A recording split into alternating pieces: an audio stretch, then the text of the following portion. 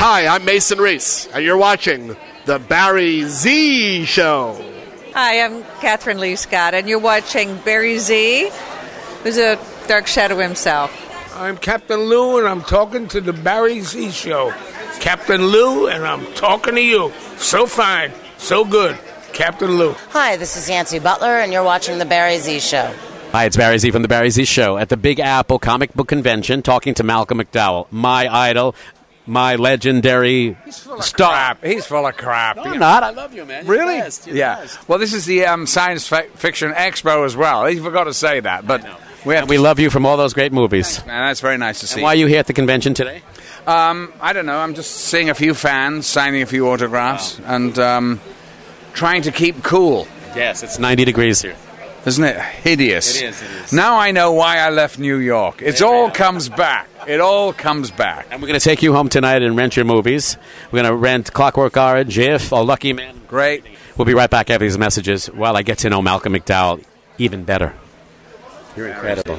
Welcome to the wonderful world of DVD Depot, your 24/7 one-stop shopping for the latest DVD and video releases. We also feature the most complete selection of DVDs and videos, ranging from comedy to drama to horror to classics to family entertainment. Find box sets, adult DVDs and videos and magazines, all at super low prices. Plus, visit our 24-hour adult and video booths and check out our most intimate adult fashion apparel and accessories for men and women. DVD Depot, where the fantasy world becomes reality. And don't miss our special private adult male video room downstairs. Conveniently located at the DVD Depot, 725 8th Avenue, between West 45th and 46th Streets. Phone 212-586-2525. That's 212-586-2525. Hi, it's Barry Z from The Barry Z Show at the Big Apple Comic Book Convention and Sci-Fi Expo, talking to Kathryn Leigh Scott, who we know from Dark Shadows. Hi, how are you? Nice to see you. Jonathan Fritz still alive? Oh, yes, he lives in Canada. Tell me about the role you played in the show. I played Maggie Evans, and I was on the very first day. I was the very first person that met the vampire. I became the fiancée of the vampire, Barnabas Collins, and I played several other roles on the show. I just want to lead a normal, active life again. I'd like to feel that I still exist. Well, it'll be over pretty soon. Won't be much longer. Pop, that's called whistling in the dark. Now, if everything continues at the rate that things have been happening, we're going to spend the rest of our lives cooped up in here. Well, that's not going to happen to me. I'm getting out of this house tonight, and you're not going to stop me. It was on ABC, right? The show was on ABC. Yeah. It was on every afternoon at 4 o'clock. I know. Monday. You run home from school to watch it. Everybody ran home from school to watch it. I've learned that he's questioned various people about my background, about my current daily activities. And I've been told that he's even had me followed the past few days. I don't know what to say. I'm very shocked. And I'm very sorry that this happened. Well, needless to say, I am shocked, too. My character has never been questioned before by anyone. Hi, it's Barry Z from The Barry Z Show at the Big Apple Comic Book Convention and Sci-Fi Expo, talking to the legend himself, Captain Lou Albano. Talking to the legend of legends, myself. Here I am. Wow. Tell us what brings you to the Big Apple Comic Book Convention. Well, I came here. This is the convention, and I've gotten here very appreciable and very happy to be here with the. There we go.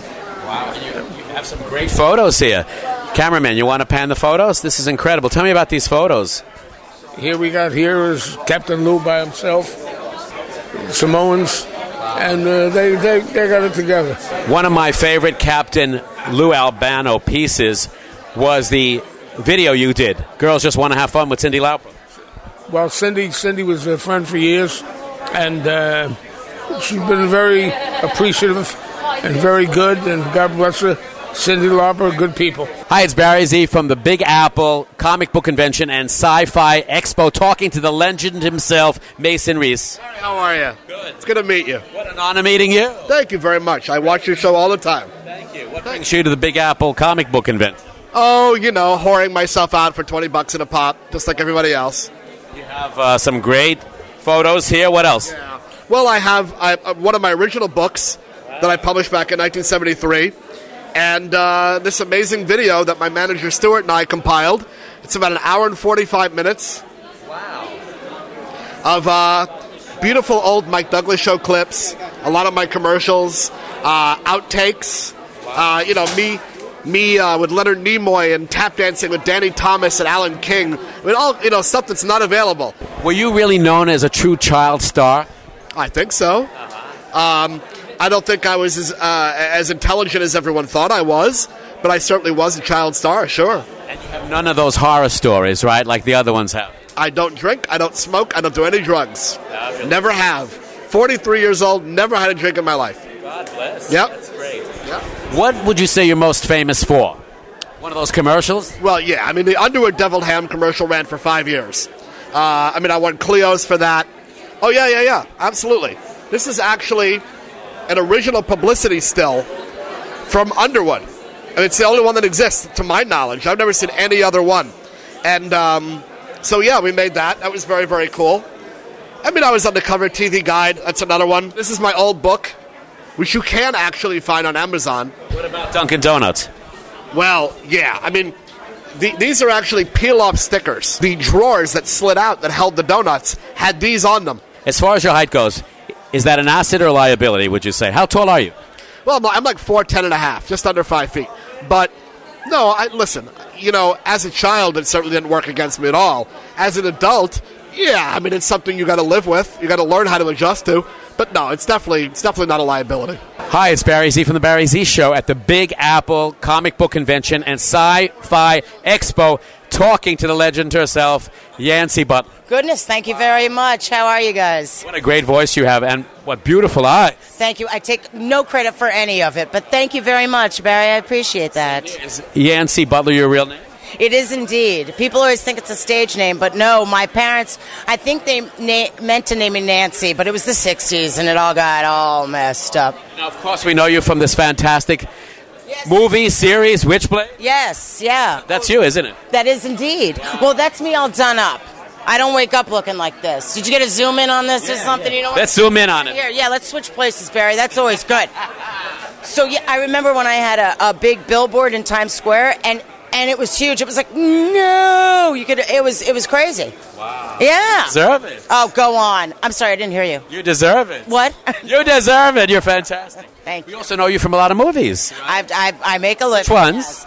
Oh, God. I did Drop Zone with Wesley Snipes. I've done Hard Target with Jean-Claude Van Damme. That was John Woo's first American film here, actually. You are way out of your league up here, cowboy. Way out. You know, how you talking all this stuff about skill? You're so good. How come you're still working in this shithole? What? But you need to be hooked on phonics? Shithole. Shithole. Hey!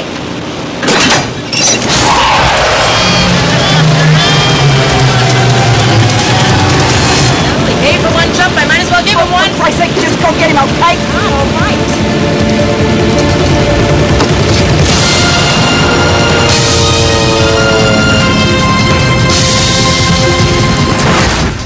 What's your name?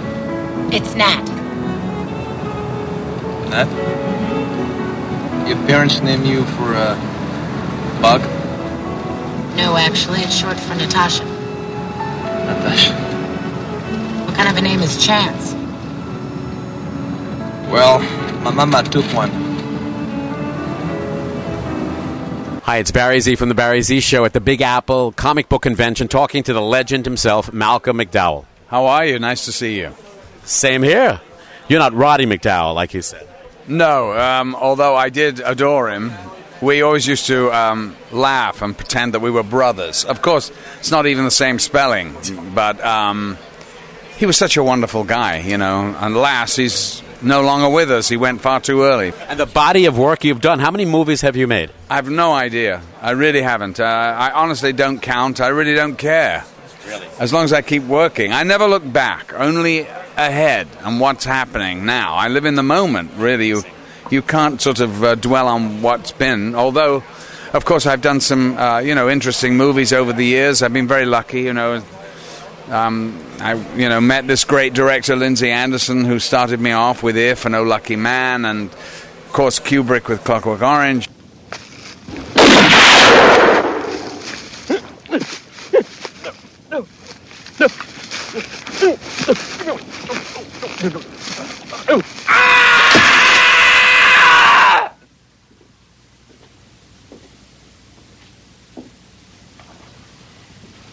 I take this seriously.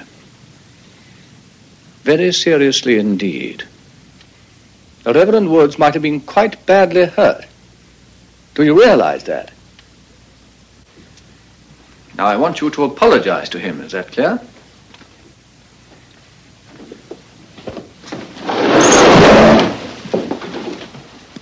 Smile, Mr. McIntyre.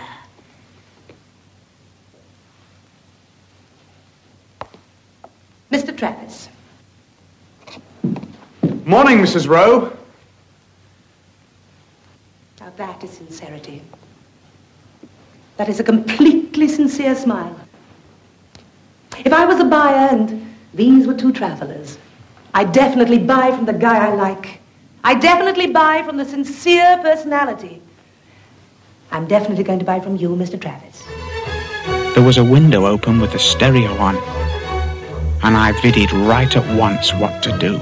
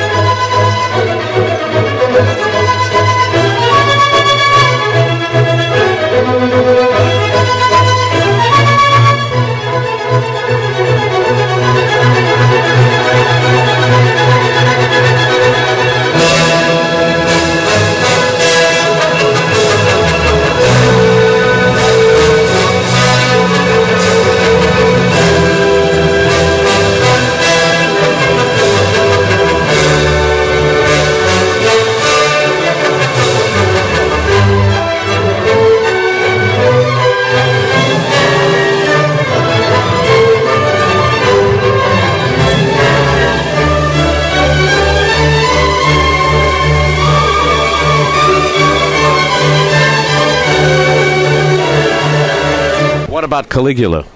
What about it? Is that one of your favorite movies? No.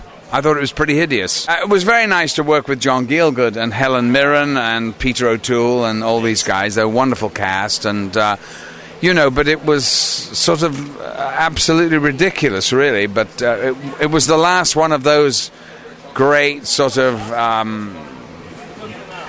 crazy kind of movies in that period of the 70s, and sort of brought the 70s to a close, and then, people got sort of aware of the decadence of what was going on, and that was one of the last great ones, You've got to have an heir. Who will kill me when he grows up? The priestesses of Isis are meeting at my house tonight. You want me to marry one of them? Yes. No. Yes.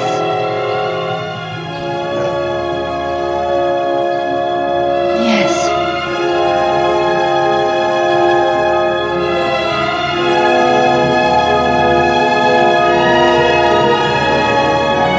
And of course, we know you from Halloween, Star Trek. Oh, this is really sick. Are you saying Michael did this? Michael loves animals. Why would he do this? Mrs. Myers, typically the thrill of hurting or causing pain to smaller creatures, it's often an early warning sign. Early warning sign for what? For much deeper and bigger problems. You must think I'm quite the madman. The thought had crossed my mind. I know why you're here. You're not entirely confident you can shoot down my probe, so you've come to dissuade me from my horrific plan. Good luck. Now, if you'll excuse me, Captain, I'm rather busy. Soren!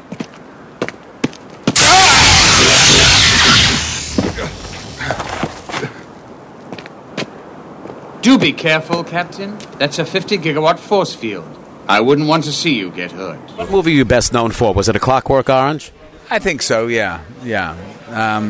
Definitely. Clockwork Orange still lives on, and, it's almost 40 years. It's staggering.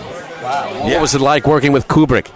Well, Kubrick was an extraordinary intellect, an extraordinary man. He wasn't a very good people's person. He was very nice to sit and talk to one-on-one. He was always interested in everything. Fascinated, he was, but he wasn't really... I never heard him raise his voice, ever. He never, ever raised his voice. I could always tell when he was angry, but it wasn't manifested in. What did they do to your eyes in that movie? Well, they put me in these lid locks, which are used in delicate eye operations. But I had, of course, they anesthetized the eye, so I couldn't feel it. Wow. When we were doing it. It was only when I was driving home when I realized that something was wrong, because I don't know whether you've ever experienced scratched corneas. No. It's not something that you want to experience. Horrible. I loved you doing the Gene Kelly Singing in the Rain song during A Clockwork Orange. Well, I'm glad you enjoyed it. Gene Kelly didn't like it much.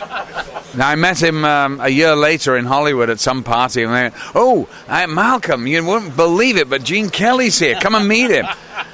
And they went, Gene, I want you to meet Malcolm Mcdowell. He looked at me, and he turned away and walked away.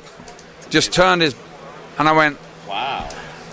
Amazing. I went, Gene, homage. Oh, that's all I'll say. Homage, baby. That's it.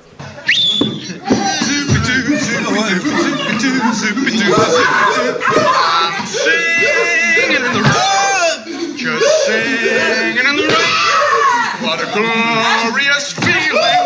I'm happy again. I'm laughing at clouds so dark up above. Sun's in my heart, and I'm ready for love. It's a great film, lives on. People are still affected by it, and of course it was from a classic book. Anthony Burgess was a brilliant mind. I spent a whole week with him in New York, not before the film, after, because Kubrick wouldn't have any writer around, and so I spent a long 1 week with him going to all these talk shows, and every time I'd go to pick him up, he stayed at the Algonquin, and I'd pick him up in the limo in the morning. He'd sit down. He was very anal. He'd say, have you had a bowel movement yet? I'd say, well, as a matter of fact, I have. He'd go, fuck it. Well, I haven't. Whoa. Oh, yeah. Wow. And so we'd talk about his bowel movements all the way to the David Frost show. He'd go on the show and, of course, he was a brilliant raconteur. Wow. And then he'd come out and he'd go, I still haven't had a shit. Look at the time.